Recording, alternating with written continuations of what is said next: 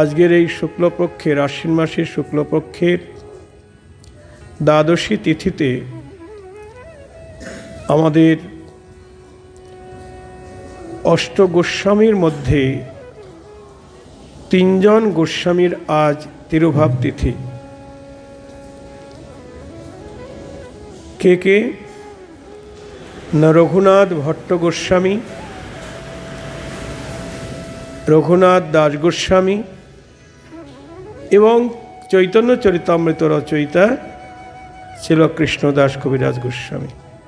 এই তিন প্রভুর একই তিথিতে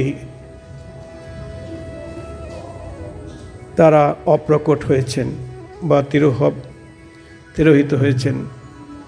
তাই তাদের কথা আমাদের স্মরণ করা একান্ত কর্তব্য। তাদের সূচক আমরা আজকে একটু আস্বাদন করি। প্রথমে আমরা শ্রী রঘুনাথ ভট্ট গোস্বামী পাদের সূচক আস্বাদন করি। রঘুনাথ ভট্ট বন্দ প্রভুর আজ্ঞাতে বৃন্দাবনে অধ্যাপক শ্রী শ্রী ভাগবতী।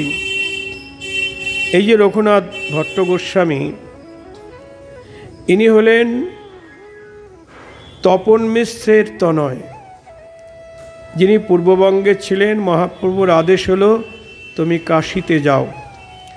তাই মহাপ্রভুর আদেশে তপন মিশ্র কাশীতে গিয়ে বসতি স্থাপন করেন। তারই পুত্র হলেন রঘুনাথ ভট্ট গোস্বামী।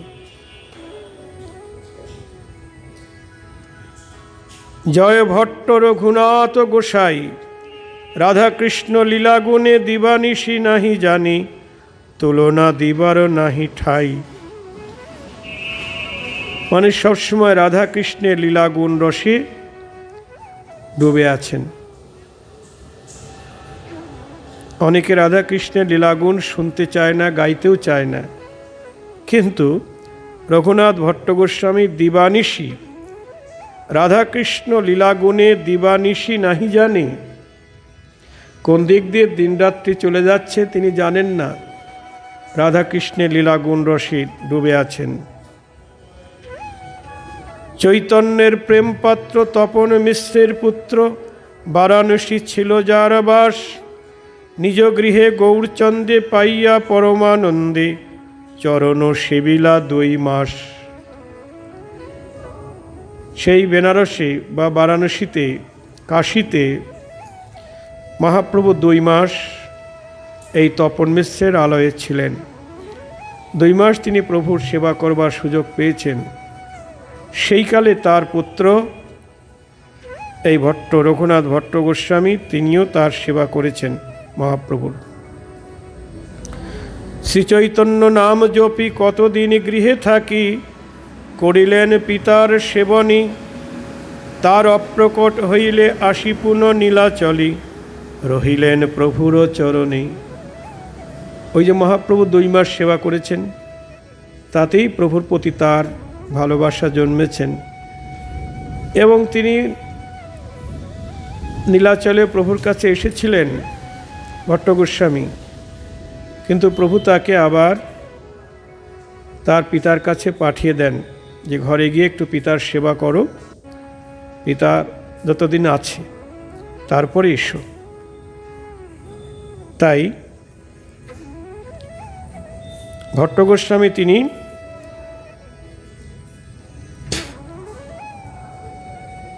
চৈতন্য নাম জপি কতদিন গৃহে থাকি, করিলেন পিতার সেবনে, তার অপ্রকট হইলে আসি পুন নীলাচলে, রহিলেন প্রভুর চরণে। পিতা যখন দেহ রাখলেন তখনই মহাপ্রভুর চরণে চলে এলেন নীলাচলে। মহাপ্রভু কৃপা করি নিজ শক্তি সঞ্চারী, পাঠাইয়া দিলা বৃন্দাবন, প্রভুর শিক্ষা হৃদে গণি, আসি বৃন্দাবন ভূমি, মিলিলেন রূপ সনাতন। এবার মহাপ্রভু তাকে শক্তি সঞ্চার করে বৃন্দাবনে পাঠিয়ে দিলেন। হ্যাঁ, স্বরগোস্বামীর সবাইকেই তিনি শক্তি সঞ্চার করেছেন, যাও বৃন্দাবনে। বৃন্দাবনের লুপ্ততীর্থ উদ্ধার করো। তাই মহাপ্রভুর আজ্ঞায় বৃন্দাবনে এসে রূপ সনাতনের সঙ্গে মিলিত হলেন। দুই গোসাই তারে পাইয়া পরম আনন্দ হইয়া রাধা কৃষ্ণ প্রেম রসে ভাসে। নিতাই গৌর হরিবোল। অশ্রুকম্প পুলক কম্প নানা ভাবাবেশে অঙ্গ সদা কৃষ্ণ কথার উল্লাসে। দুই গোসাইয়ের সঙ্গ পেয়ে পরম আনন্দ রসে ভাসছেন। সসময় অশ্রুকম্প পুলক অঙ্গে পরিলক্ষিত হচ্ছে, সদাই কৃষ্ণ কথার উল্লাসে। সকল বৈষ্ণবের সঙ্গে যমুনা পুলিন রঙ্গে একত্র হইয়া প্রেম সুখে শ্রী ভাগবত কথায় অমৃত সমান গাথা নিরবধি শুনে যার মুখে। এই রঘুনাথ ভট্ট গোস্বামী ইনি পরম ভাগবত তত্ত্ববেত্তা। এনার কাছে বৃন্দাবনের সকল বৈষ্ণবগণ একসঙ্গে মিলিত হয়ে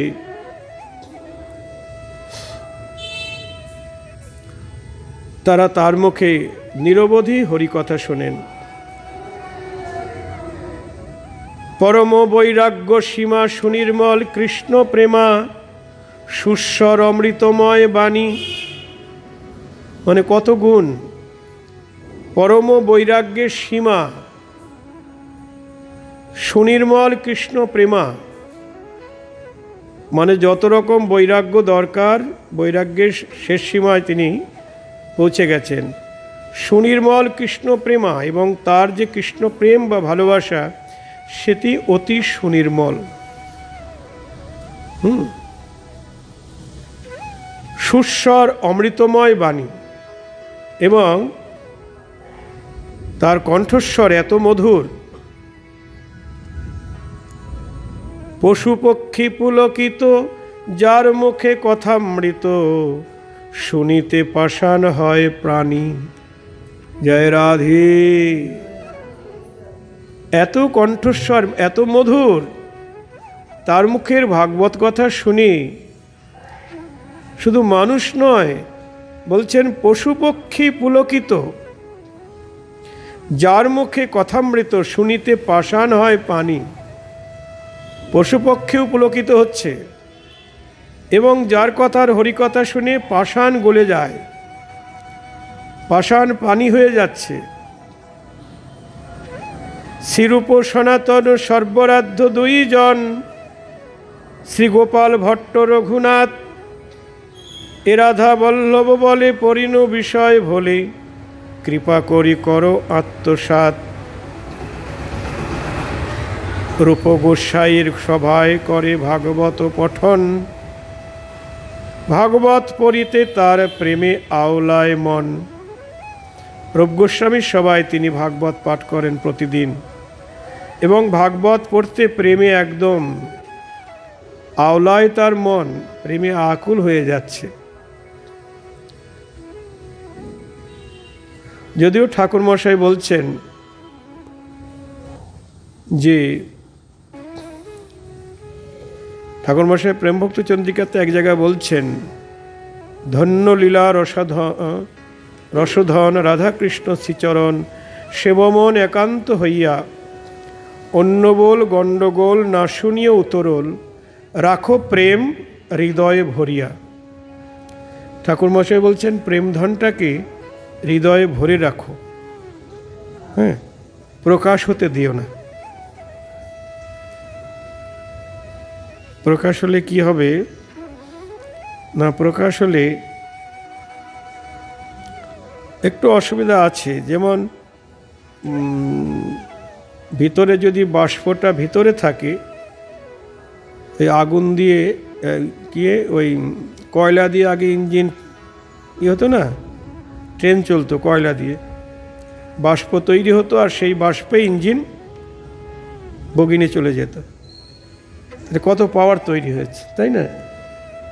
তা ভিতরে থাকলে পাওয়ারটা বাড়ে, আর প্রকাশ হয়ে গেলে হয়তো যশ প্রতিষ্ঠা বাড়বে কি অমুক তমুক, কিন্তু যতই গোপন রাখতে চেষ্টা করো না কেন, একবার যদি প্রেমোদয় হয়ে যায় সেটাকে গোপন করে রাখা যায়? এই যে রূপ গোসাইয়ের সবাই করে ভাগবত পঠন, ভাগবত পড়িতে তার প্রেমে আওলায় মন, প্রেমে আর থাকতে পারছে না, অশ্রুকম্প পুলক ইত্যাদি অঙ্গে পরিলক্ষিত হচ্ছে। অশ্রুকম্প গদগদ প্রভুর কৃপাতে, নেত্রকণ্ঠ রোদ বাষ্প না পারে পড়িতে। এ সমস্ত প্রেমের বিকার দেখা যাচ্ছে। নেত্র কণ্ঠ রোদ বাষ্প না পারে পড়িতে, পিকস্বর কণ্ঠ তাতে রাগের বিভাগ, এক শ্লোক পড়িতে ফিরায় ৩-৪ রাগ। এবং ভাগবতের যে শ্লোকগুলি উচ্চারণ করছে, একটা শ্লোক ফিরাতে ৩-৪টা রাগ আলাপ করছে। হরি বল। কৃষ্ণের মাধুর্য সৌন্দর্য যবে পরে শুনি, প্রেমে বিহ্বল হয় কিছুই না জানি। যখন কৃষ্ণের রূপমাধুর্য, লীলা মাধুর্য এ সকল পড়ে বা শোনে, তখন আর স্থির থাকতে পারে না।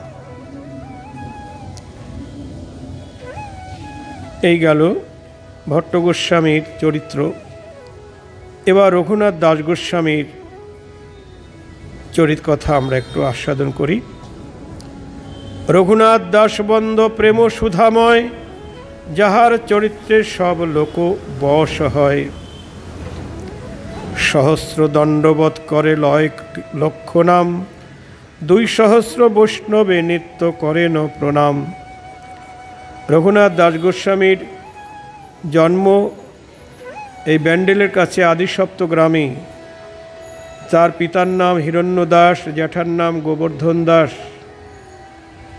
তা পিতামাতা জ্যাঠার ইন্দ্রসম ঐশ্বর্য, অপ্সরাসম স্ত্রী পরিত্যাগ করে তিনি নীলাচলে চলে গেলেন মহাপ্রভুর চরণী।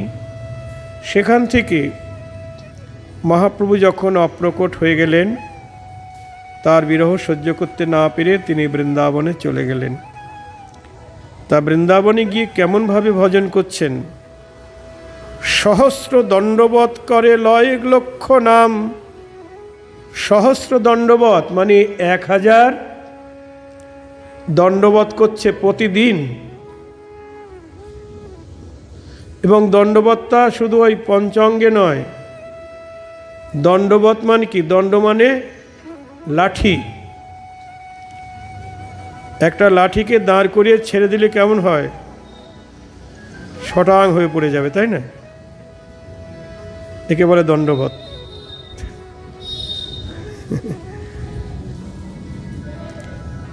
1,00,000 বার এরকম দণ্ডবৎ করছেন প্রতিদিন। আর লয় লক্ষ নাম, প্রতিদিন 1,00,000 নাম জপ কীর্তন। 200 বৈষ্ণবে নিত্য করেন প্রণাম। 200 মানে 2000 বৈষ্ণবকে প্রতিদিন প্রণাম করে। নিতাই গৌর হরি বল। আমি তো 6 গোস্বামীরই প্রণাম করতে পারি না। বৈষ্ণব বন্দনা করতে হয়। আমাদের সব গ্রন্থাবলীতে আছে বৈষ্ণবের প্রণাম। দেবকী নন্দন দাস তিনি লিখেছেন। আমরা যদি মনে করি প্রতিদিন বৈষ্ণবের প্রণাম করল, আমাদের কার্যসিদ্ধি হয়ে যাবে, আমাদের ভজন হয়ে যাবে, ইষ্টলাভ হবে তাদের কৃপায়। এই বৈষ্ণবদের প্রণাম করছে কেন?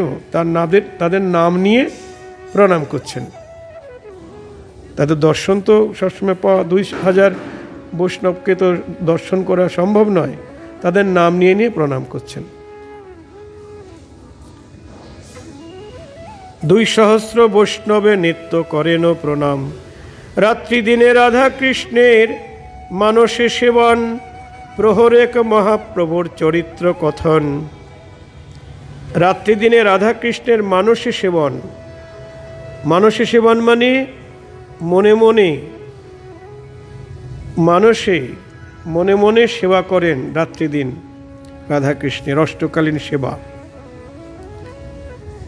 আর এক প্রহর মহাপ্রভুর চরিত্র বর্ণন।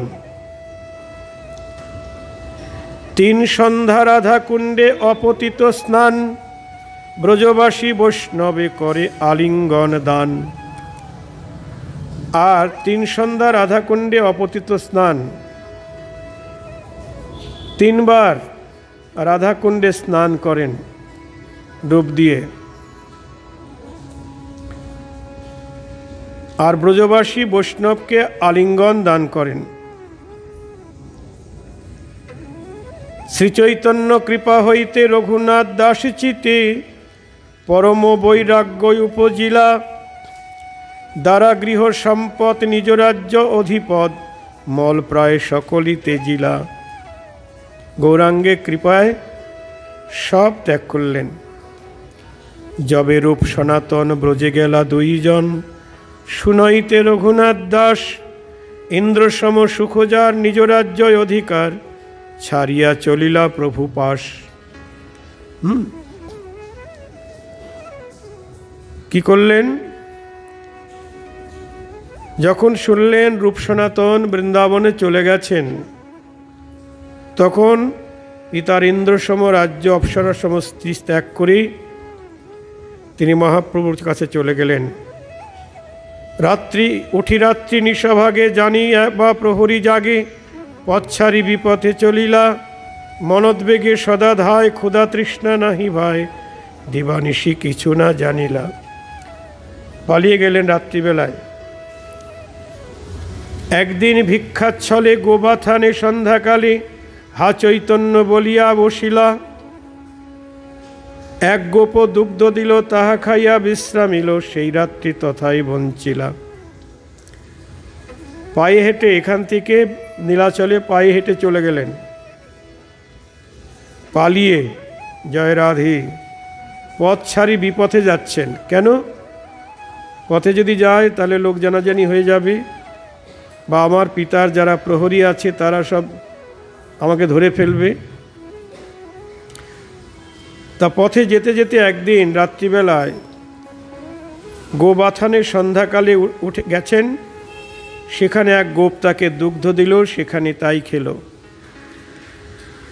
তাই মহাজন বলছেন, যে অঙ্গ পালঙ্ক বিনে ভূমিসজ্জা নাহি জানে, সে অঙ্গ বাথানে গড়ি যায়।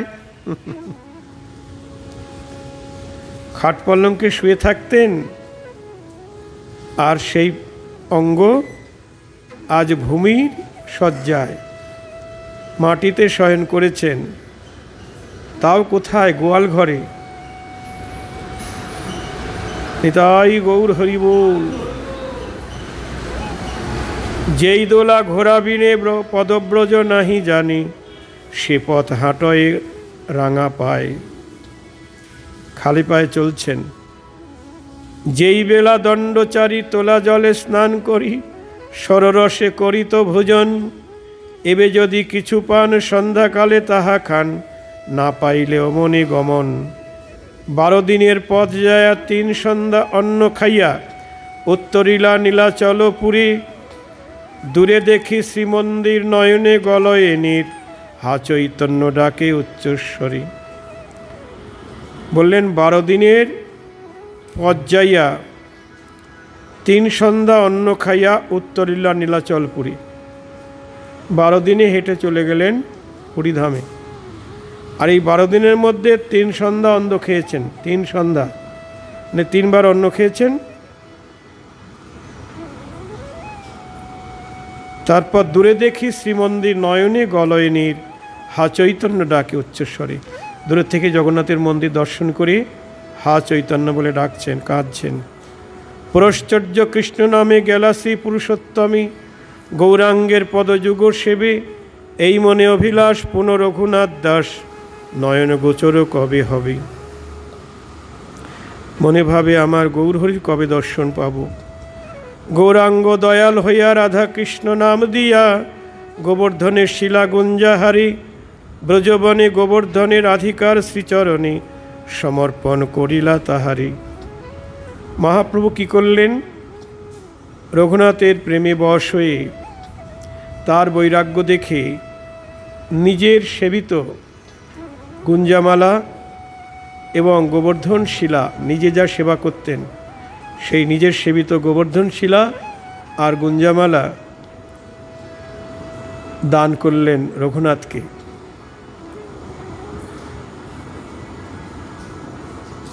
রঘুনাথ ভাবলেন, গৌরাঙ্গ দয়াল হইয়া রাধাকৃষ্ণ নাম দিয়া গোবর্ধনে শিলা গুঞ্জাহারি ব্রজবনে গোবর্ধনে রাধিকার শ্রীচরণে সমর্পণ করিলা তাহারি।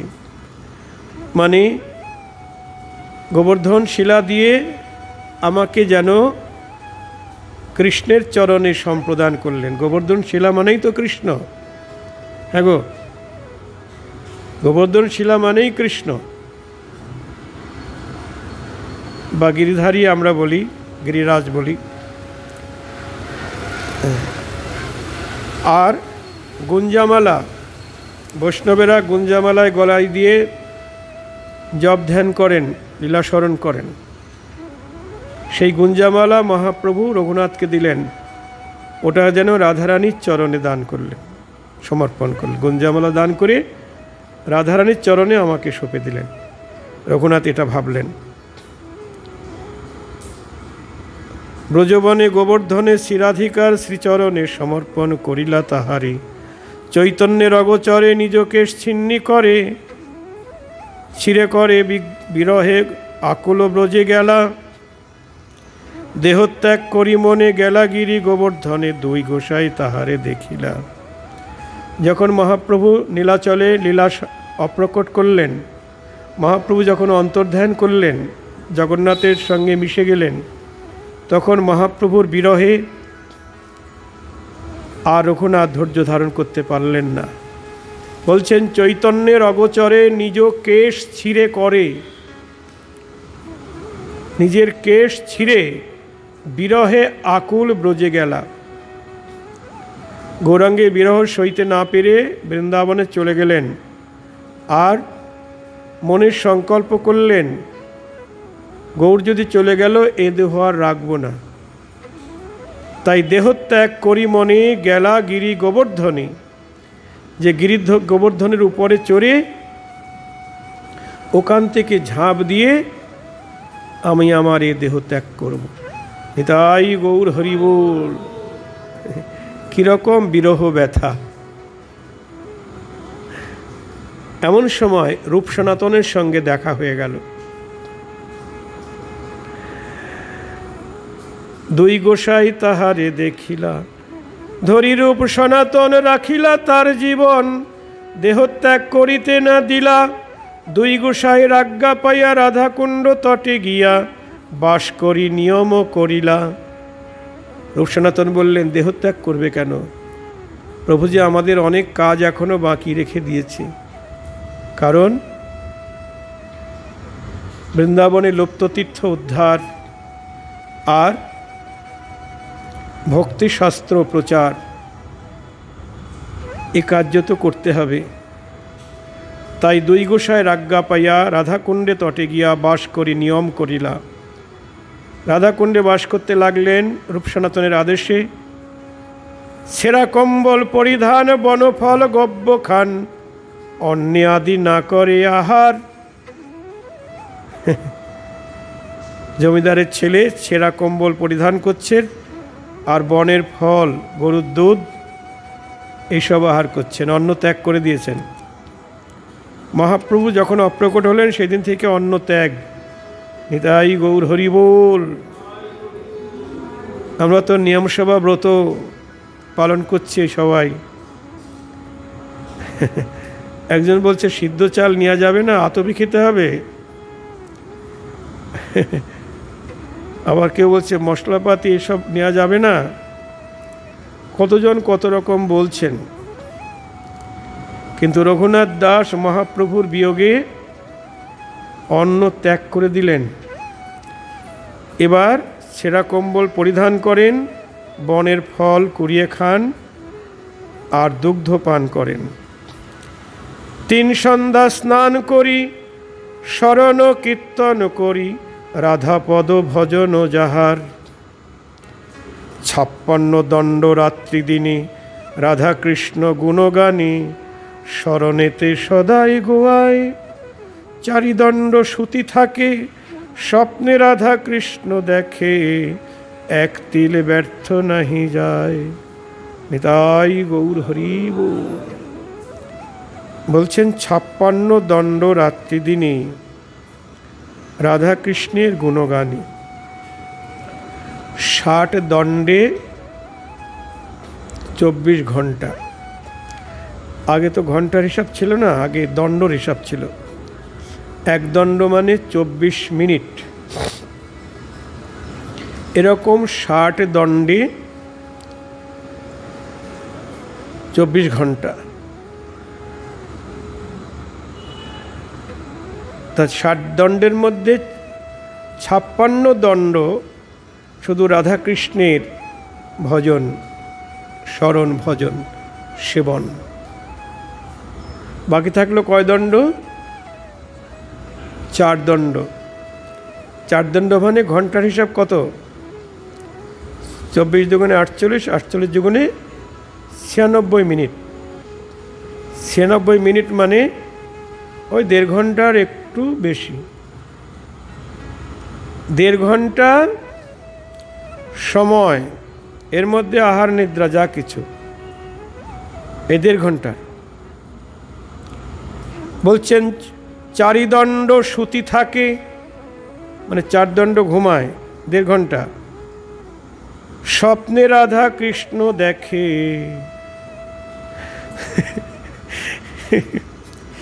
ভাবা যায়, 4 দণ্ড শুয়ে থাকে, ঘুমিয়ে থাকে, স্বপ্নে রাধা কৃষ্ণ দেখে, 1 তিল ব্যর্থ নাহি যায়।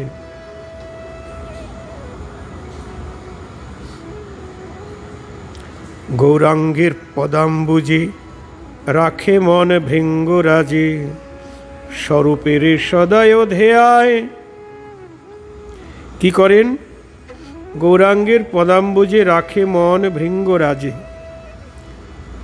গৌরাঙ্গের পদাম্বুজে মানে গৌরাঙ্গের চরণের পদ্মে সদাই মন ভৃঙ্গ রাখে। ভৃঙ্গ মানে ভ্রমর। মনোভ্রমরকে সবসময় গৌরাঙ্গের চরণ পদ্মে রাখে। ভ্রমর কি পান করে গো? কি খায় ভ্রমর? মধু পান করে। তা গৌরাঙ্গের চরণ পদ্মে মন ভৃঙ্গ সদাই থাকে। হ্যাঁ, গৌরাঙ্গের পদাম্বুজে রাখে মন ভৃঙ্গ রাজে, স্বরূপের সদাই ধ্যেয়ায়। আর স্বরূপ দামোদরকে সদাই ধ্যান করে, কারণ মহাপ্রভু তাকে স্বরূপ দামোদরের করে অর্পণ করেছেন। অভেদ শ্রীরূপ শনি গতিজার সনাতনী ভট্টযুগ প্রিয় মহাশয়। শুধু তাই নয়, শ্রীরূপ সঙ্গে, সনাতনের সঙ্গে ভট্ট রঘুনাথ এবং গোপাল ভট্ট, এদেরও সবসময় ধ্যান করে। শ্রীরূপের গণ যত তার পদে আশ্রিত, অত্যন্ত বাৎসল্য যার জীবে। হা রাধা বল্লভ গান্ধর্বিকা বান্ধব, রাধিকা রমণ রাধানাথ।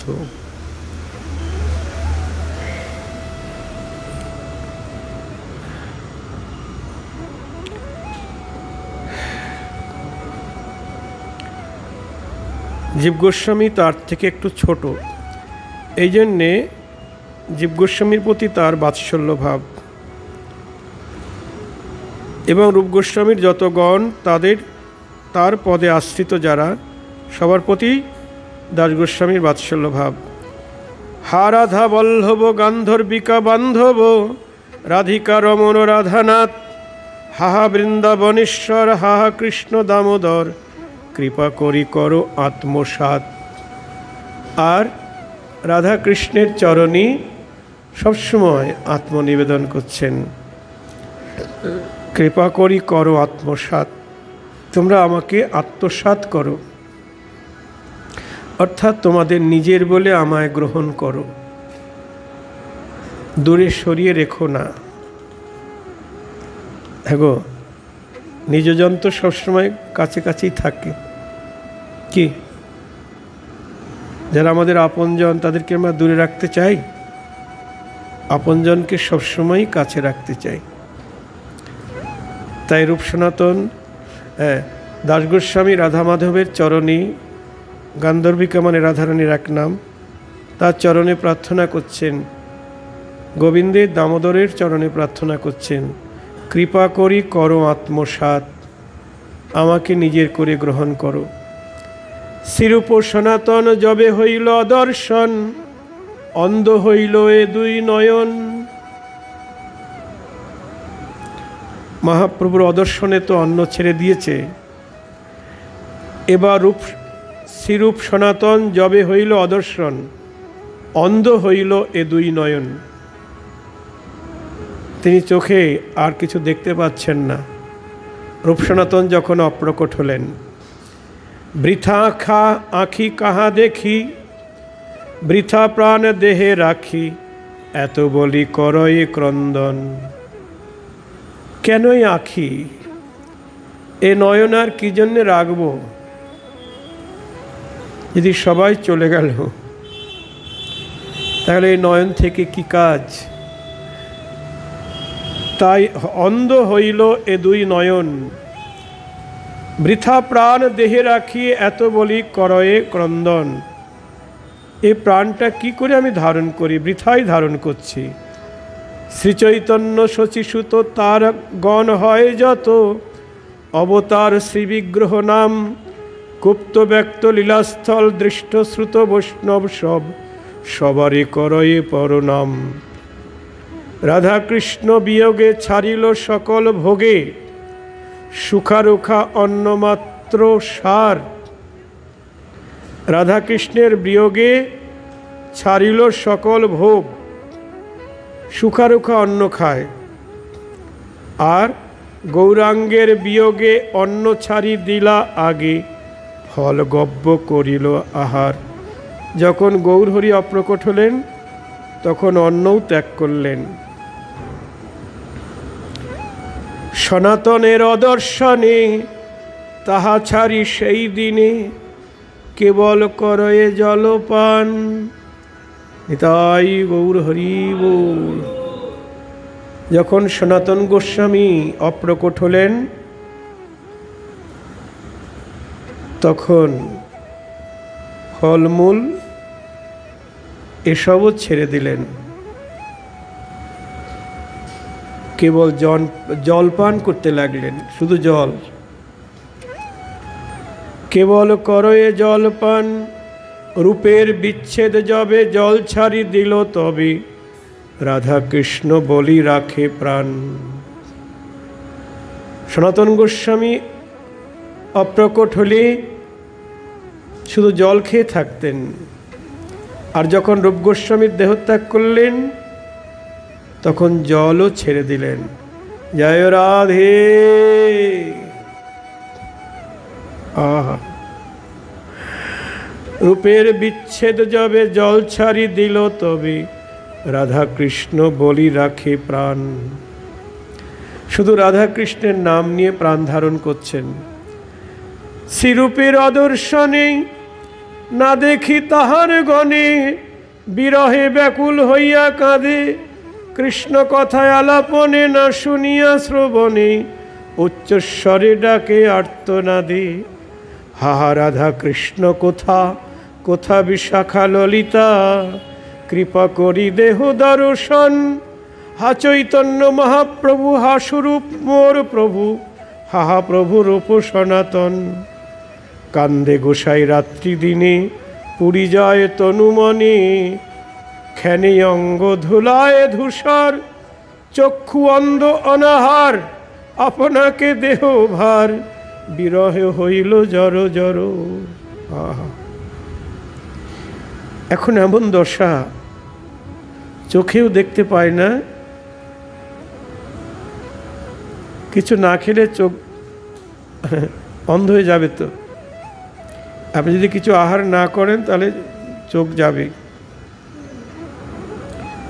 এক্ষেত্রে চোখেও দেখতে পাচ্ছে না, অনাহার, এ দেহটা ভার হয়ে গেল, তার উপরে বিরহ। রাধাকুণ্ডে তটে পরি সঘনে নিঃশ্বাস চারি, মুখে বাক্য না হয় স্ফুরণ, মন্দ মন্দ জিহ্বা নারী প্রেমস্তু নেত্রে পড়ে, মনে কৃষ্ণ করয়ে শরণ। আস্তে আস্তে জিহ্বা চলছে, এখন আর তো গাইতে পারছে না, নয়নে জল ঝরছে, মনে মনেই লীলা স্মরণ করছেন। সেই রঘুনাথ দাস পুরাহ মনে রাস, এই মোর বড় আছে সাধ, এ রাধা বল্লভ দাস মনে বড়ই অভিলাষ, প্রভু মোরে কর পরসাদ। নিতাই গৌর হরি বল। আজকে আরেকজনের তিরোভাব তিথি একটু স্মরণ করি। তিনি ছিল কৃষ্ণদাস কবিরাজ গোস্বামী, নিতাই চাঁদের কৃপা পাত্র।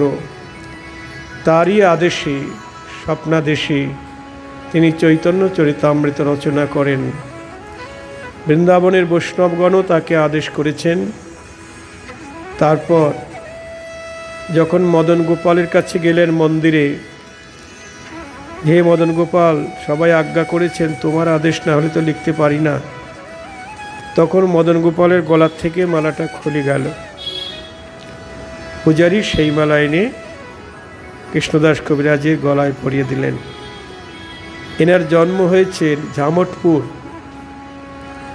কাটোয়া থেকে 3-4টে স্টেশন পরে একটা স্টেশন আছে ঝামটপুর, ওইখানে নেমেই যেতে হয় কৃষ্ণদাস কবিরাজ গোস্বামীর শ্রীপাঠে। আমার যাওয়ার সৌভাগ্য হয়েছে, একবার কীর্তনও করেছিলাম। আপনারা অবশ্যই যাবেন তার শ্রীপাঠে। চৈতন্য চরিতামৃতের লেখনী সেখানে আছে, তিনি যে লিখেছিলেন সেই স্মৃতিচিহ্ন। হ্যাঁ,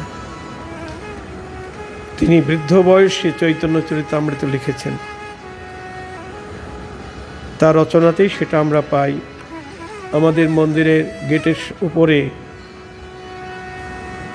তার শ্রীমূর্তি, শ্রীবিগ্রহ রয়েছেন এবং তার লেখনীর কিছু অংশ আমরা ওখানে উল্লেখ করেছি। তিনি বলছেন, না দেখিয়ে নয়নে, না শুনিয়ে শ্রবণে, মনে কিছু স্মরণ না হয়। বলছি, না দেখিয়ে নয়নে, নয়নে কিছু দেখতে পারি না, কানেও কিছু শুনি না, মনে কিছু স্মরণও না হয়, স্মৃতিশক্তিও হারিয়ে গেছে। তবু লিখি এ বড় বিস্ময়। তবু এই চৈতন্য চরিতামৃত আমি লিখছি, এটা মদন গোপালের কৃপা, তার আজ্ঞা। আর এই চৈতন্য চরিতামৃত এমনই সম্পদ, তিনি তার গ্রন্থে বলে গেছেন, এই গ্রন্থ যে শুনবে, যদি বা না বুঝে কেহ, যদি বা না বুঝে কেহ, না বুঝেও যদি কেউ শোনে বা পড়ে, যদি বা না বুঝে কেহ, শুনিতে শুনিতে সেহ, কি অদ্ভুত চৈতন্য চরিত, কৃষ্ণে উপজীবে প্রীতি, জানিবে রসের রীতি।